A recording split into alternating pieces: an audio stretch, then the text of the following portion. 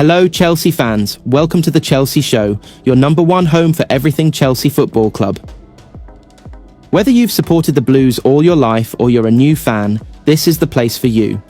Get ready for daily Chelsea news, transfer updates, match previews, and deep tactical analysis that keeps you connected to Stamford Bridge every day. Let's dive into the story. Chelsea's intense final training session before the Bournemouth clash. The morning sky above Cobham was still pale when the security gate slid open and the first Chelsea staff members arrived. Frost clung to the grass, shining in a thin silver layer that made the training pitches look almost unreal. Despite the cold, the air buzzed with urgency. Tomorrow, Chelsea would face Bournemouth, a match that had grown in importance as the Premier League table tightened and every point mattered. Enzo Maresca knew it. The players knew it. Cobham felt different today. Sharper, focused, expectant.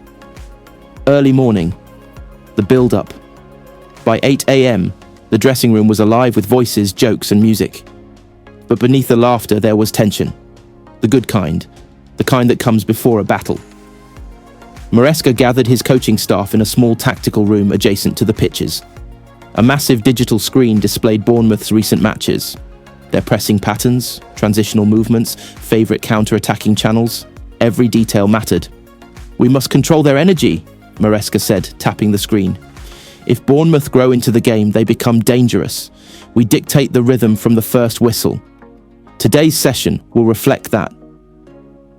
Outside, the fitness staff laid out cones, hurdles, GPS trackers, and tactical mannequins. The equipment spread across the field like the blueprint of a battle plan. By 8:30, the players jogged out, breath visible in the cold air. Maresca stepped forward. "Big match tomorrow.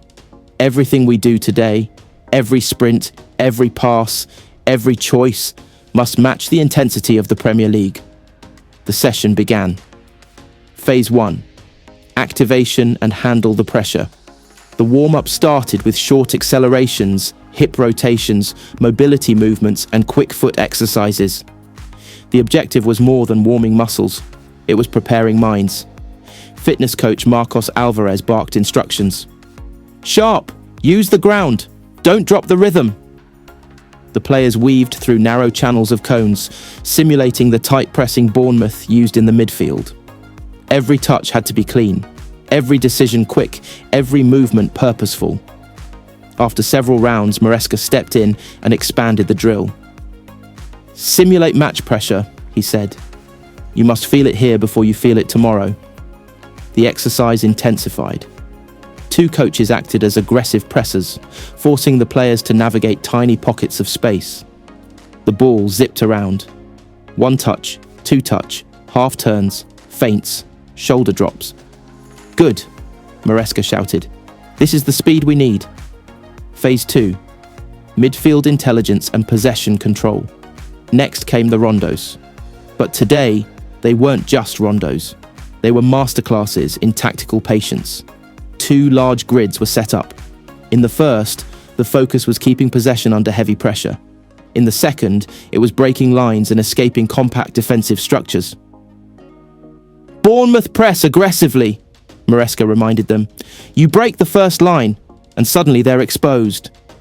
The ball moved fast, sometimes too fast, and mistakes were made. But mistakes were part of learning. "Reset. Start again." Every restart sharpened the instinct.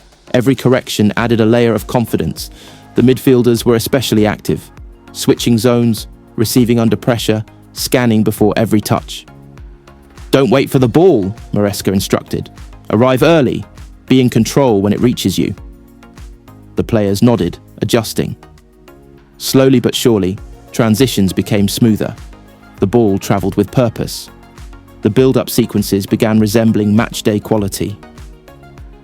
Phase 3. Defensive organisation. No free space. The defenders grouped together, forming a line that would face simulated Bournemouth attacks. Assistant coaches played the role of Bournemouth's direct, high-running forwards. The drill began with long balls from midfield, forcing Chelsea's backline to react quickly. "Track the runners! Push the line together!" Communicate! Maresca walked behind them, observing silently before speaking. Bournemouth thrive when you give them space, he said. Don't give them any. Make them work for every metre. The defenders practiced shifting left and right in unison. Every time the ball moved, the line moved. They rehearsed blocking shooting lanes, closing angles, forcing wide runs, and timing aerial duels. The session grew more intense as the attackers joined the drill, giving defenders real pressure. One slide tackle stopped an incoming shot at the last moment.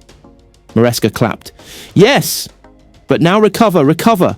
Bournemouth don't stop after one attack! The defenders sprinted back into shape. No complaints, no laziness, just discipline. Phase 4. Attacking patterns. Breaking Bournemouth down. Once defenders finished, Maresca shifted the entire squad into attacking sequences.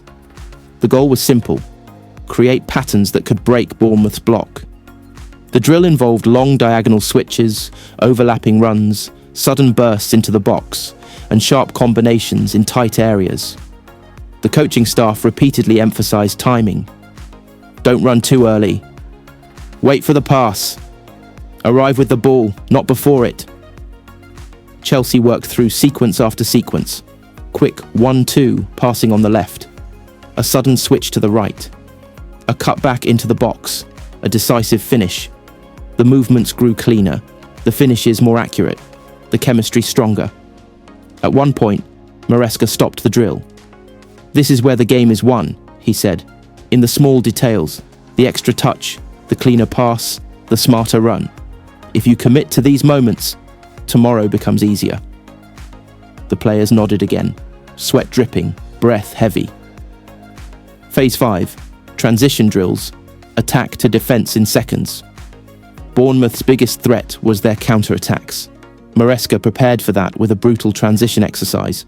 Chelsea attacked freely, but the moment the move ended, the coaches played a quick pass behind the midfield, forcing immediate defensive transition. The players had to sprint back, win the ball, reorganise, then attack again. No rest, no pauses, pure Premier League intensity. Maresca shouted commands over the chaos. React faster! Close the middle! Don't let them turn! Sweat poured down players' faces. Shirts clung to their bodies. Breath came in sharp bursts, but the commitment never wavered. Phase 6. Set-piece rehearsals. The finishing touches. As the sun climbed higher, the session eased into the final phase, set pieces, both attacking and defensive. On attacking corners, players practiced near-post flick-ons, late penalty spot runs, far-post headers, short corner variations. On defensive corners, the emphasis was on sharp reactions and marking discipline. Bournemouth score many set-piece goals, Maresca said. We must be perfect. Free kicks were rehearsed too. Long balls, floated deliveries, disguised low shots, and clever routines that relied on timing rather than power. Every sequence was recorded by drones hovering above the pitch. Analysts would review the footage immediately after training. Final team huddle. Maresca's message. After nearly 2 hours of intense work, Maresca gathered the team in a circle. Everyone listened, quiet, attentive, focused. Tomorrow, he began, is not just another match. Bournemouth fight for every ball. They run, they press, they challenge. But we are Chelsea. We must show our quality, not only with the ball, but with our mentality. He pointed at the ground. Everything we did today, every drill, every sprint, every detail, must appear tomorrow. He paused. Fight for each other, work for each other, trust the plan, and show the fans why this club plays with pride. The players clapped, breaking the huddle. Post-training, recovery, video sessions, and silent focus. Inside the training building, players headed to ice baths, massage tables, and recovery rooms. Analysts prepared tactical clips for each position group. Maresca, meanwhile, retreated to his office, re-watching certain drills from the drone's recordings. At times, he smiled.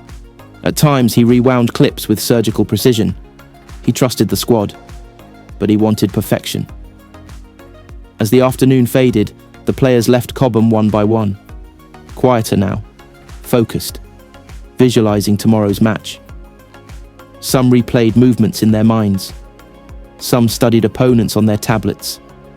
Some simply breathed in the heavy expectation of Premier League football. One thing tied them all together. Chelsea were ready, more ready than they had been in weeks. Matchday Eve. The calm before the storm. As darkness settled over London, Cobham fell silent. But the work done in those morning hours echoed through its walls. Every detail practiced, every tactic sharpened, every player prepared. Tomorrow Chelsea would step onto the pitch not just as individuals, but as a unified force. Focused, hungry, determined, ready to face Bournemouth, ready to win.